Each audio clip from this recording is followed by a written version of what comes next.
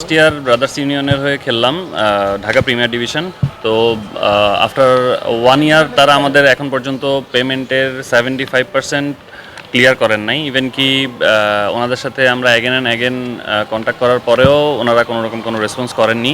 ক্লাবের প্রেসিডেন্ট থেকে শুরু করে যিনি আমাদের প্লেয়ারদের দায়িত্ব নিয়েছিলেন, Maishukur Rahman Real, as a first class player, তো উনিও আমাদের সাথে ওরকম প্রপারলি যোগাযোগ করেন নাই। যতবারই আমরা যোগাযোগ করতে চেয়েছিলাম ওনার সাথে, তো উনি আমাদের ওরকম রেসপন্স করেন। ইভেন কি উনি গ্রুপে, আমাদের যেই প্লেয়ার্স গ্রুপ থাকে হোয়াটসঅ্যাপে, ওই গ্রুপে উনি আমাদের মেসেজ যেন আমরা পেমেন্টের জন্য দিতে না পারি, উনি মেসেজও অলরেডি অফ করে দিয়েছেন। তো আমরা এর আগেও একবার প্রেস কনফারেন্স করতে চেয়েছিলাম, তখন ক্লাবের প্রেসিডেন্ট আমাদেরকে ডেকে আমাদেরকে ক্লাবে নিয়ে যায়। ওনার নাম হচ্ছে আরেফ ভাই, উনি মেবি সেক্রেটারি বাফুফেরও। হ্যাঁ, তো আমরা হচ্ছে পেমেন্ট ইস্যুতে উনি প্রায় 6 বারের মতো আমরা ক্লাবে যাই। অ্যাগেন অ্যান্ড অ্যাগেন উনি আমাদেরকে বাবা তোমাদের পেমেন্টের ইস্যুতে আমাদেরকে ক্যাপ্টেনকে ডাকা হয়, ক্যাপ্টেন আমাদের সাথে যায় না। তো বারবার আমরা ক্লাবের থেকে গিয়ে রিটার্ন আসছি। দেন আমরা হচ্ছে ওনাদের সাথে যতবারই কন্ট্যাক্ট করার চেষ্টা করেছি, কারোর সাথে আমরা প্রপারলি কন্ট্যাক্ট করতে পারিনি। তো আসলে আমরা প্লেয়াররা ওই ক্লাবে লাস্ট ইয়ার খেলার পরে, টিম সেভ করার পরের থেকেই ক্লাবের কোনো কর্মকর্তা থেকে শুরু করে যারা আমাদের দায়িত্ব নিছেন, যিনি আমাদের দায়িত্ব নিছেন, তার সাথেও আমরা যোগাযোগ করে কোনো রকম কোনো সুরাহা পাইনি আমাদের পেমেন্ট ইস্যুতে। আজকে পাবো, কালকে পাবো, এভাবেই ব্যাপারগুলো আর কি আফটার লং টাইম ঘুরতেছে। 1 বছরের বেশি হয়ে গেছে। এখন আপনার মিরপুরে এসেছেন, আপনাদের নেক্সট স্টেপ কি? আমরা যারা প্লেয়ার খেলছি, আমরা হয়তোবা এখানে অল্প কয়েকজন আছি, বাকিরা কেউ ঢাকার বাইরে আছেন, কেউ হয়তোবা খেলা শেষ করেছেন, ফ্যামিলির সময় দিচ্ছেন। তো এই সুযোগটাতে আসলে সবাই একসাথে হইতে পারি নাই, কিন্তু হোয়াটসঅ্যাপে বা গ্রুপ কলে সবাই ইনভলভ আছেন। তো আমি প্লেয়ারের সবার পক্ষ থেকে আর কি, আমরা যারা যে কয়জন আসছি, আমরা ক্লাবের সকল প্লেয়ারের পক্ষ থেকে আসছি। ইভেন কি আমাদের টিমের বয় থেকে শুরু করে কোচ, ম্যানেজার, আমরা ক্রিকেট বোর্ডের প্রেসিডেন্ট বুলবুলের কাছে যাচ্ছি। আমরা লেটার নিয়ে এসেছি, আমরা ওনার বরাবর ব্যাপারটা ইনফর্ম করি, দেখি উনি আমাদেরকে কি রেজাল্ট জানান। বাংলাদেশ ক্রিকেটে এইবারই প্রথম কোনো প্লেয়ারদের কাছ থেকে অঙ্গীকারনামা নিয়ে প্লেয়ারদেরকে খেলানো হয়েছে। উনি যদি as a first class player এত বছর ধরে ক্রিকেট খেলার পরেও একটা টিম করতে এসে ফার্স্ট ক্লাস প্লেয়ারদের থেকে অঙ্গীকারনামা নিয়ে কোনো কন্ট্যাক্ট না করে, প্লেয়ারদের সাথে মৌখিক কন্ট্যাক্ট করে, কিছু প্লেয়ারদের সাথে অফিসিয়াল কন্ট্যাক্ট করে এভাবে করে টিম করে, আমার মনে হয় না, জানা নাই যে বাংলাদেশ ক্রিকেটে এরকম কোনো রাইটস আছে কি না।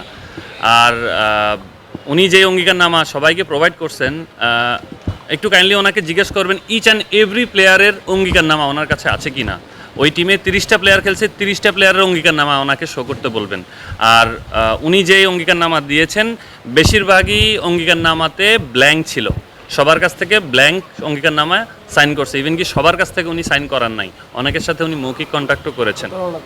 আমার প্রশ্নটা ছিল, এই ধরনের অঙ্গীকারনামা আসলে ক্রিকেটে নজিরবিহীন কিনা? না, এরকম অঙ্গীকারনামা, এই সেম অঙ্গীকারনামাটা আমরা যখন ক্লাবের কাছে দেখাই, যতটুকু জানি এই ক্লাবও এটা অ্যাকসেপ্ট করেনি এবং অ্যাকসেপ্ট করবে না। মানে উনি টিমের ক্যাপ্টেন মাইশুকুর রহমান রিয়েল, উনি কিভাবে অঙ্গীকারনামা অন্য ক্রিকেটারদের কাছ থেকে নেয়?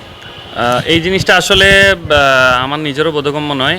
এখানে আসলে অঙ্গীকারনামা দিয়ে অ্যাজ এ টিমের ক্যাপ্টেন, টিমের অফিসিয়াল সব কিছু হিসেবে উনি দায়িত্ব যেহেতু নিয়েছেন, তাইলে প্লেয়ারদের সাথে অঙ্গীকারনামা নিয়ে কন্ট্যাক্ট না করে মাঝখানে যে গ্যাপটা রাখার কি মাধ্যম বা ওনার কি ইন্টেনশন ছিল, সেটা মনে হয় আপাতত আপনাদের কাছে ক্লিয়ার। গত 1 বছরে আমরা সেটা ক্লিয়ার হয়ে গেছি যে আসলে উনি আমাদের কাছ থেকে কেন এই অঙ্গীকারনামাটা নিয়েছিলেন। অঙ্গীকারনামার ব্যাপারটা আসলে উনি সবার কাছ থেকে নিতে পারেননি। ওনার কাছে আপনারা যদি কোশ্চেন করেন, উনি এটার আনসারও দিতে পারবেন না, ইভেন প্রমাণও দিতে পারবেন না যে সবার কাছে অঙ্গীকারনামা আছে কিনা, সবার অঙ্গীকারনামা আছে কিনা। আপনারা দেখলে হয়তোবা দেখবেন যে উনি যে অঙ্গীকারনামাগুলো শেয়ার করেছে, সেখানে একজনের নামে 4টা-5টা অঙ্গীকারনামা অ্যাগেন অ্যান্ড অ্যাগেন উনি শো করেছেন। সো ওনার কাছেও প্রপার কোনো এভিডেন্স নাই যে আমরা ওনার সাথে একাগ্রতা প্রকাশ করছি যে আমরা কোনো পেমেন্ট ছাড়াই খেলবো ওনার টিমে। জি, আমরা অলরেডি সিসিডিএমের চেয়ারম্যানের সাথে কন্ট্যাক্ট করা হয়েছিল। আমাদের সিনিয়র প্লেয়ার আরও আছেন, কেউ দেশের বাইরে আছেন, তো মোটামুটি ওনারা সবাই ইনফর্ম করছেন ব্যাপারগুলো। তো আমরা বোর্ড প্রেসিডেন্ট বরাবর যেহেতু যাচ্ছি, ইনশাল্লাহ উনিও আশা করি ব্যাপারগুলো ইনফর্ম হবেন। এই জায়গার একটা গ্যাপ আমরা পাইলাম। আমরা যখন ক্লাবে যাওয়ার পরে হচ্ছে ক্লাব থেকে বলা হচ্ছে, প্রেসিডেন্ট জানালো যে আমাদের পেমেন্ট ক্লিয়ার, আমরা নাকি কোনো পেমেন্ট আমাদের বাকি নেই। বাট আমরা আলটিমেটলি প্লেয়াররা যখন প্রেসিডেন্ট কাছে যাই, তখন উনি রিয়াল ভাইকে ডাকছিলেন, বাট উনি আসেননি। উনি সামনাসামনি আমাদের প্লেয়ারদের সাথে প্রেসিডেন্টের সামনে বসেননি। আর সবথেকে দুঃখের ব্যাপার হচ্ছে আপনারা হয়তো বা কিছুদিন আগেও দেখবেন যে কাজী অনিক প্লাস আরও কয়েকজন ক্রিকেটারকে আমিনুল ভাই প্লাস হচ্ছে তারেক রহমান স্যারের মাধ্যমে হেল্প করা হয়েছে।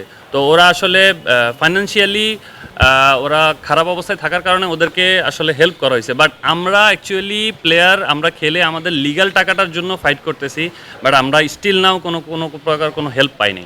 ব্যাপারটা আমাদের ফ্যামিলিও চলে, সো আমরাও এই দিক থেকে আমরাও ক্ষতিগ্রস্ত। সো আমাদের ব্যাপারটা তাহলে দেখবে কে? আমরা কাকে কোশ্চেন করব?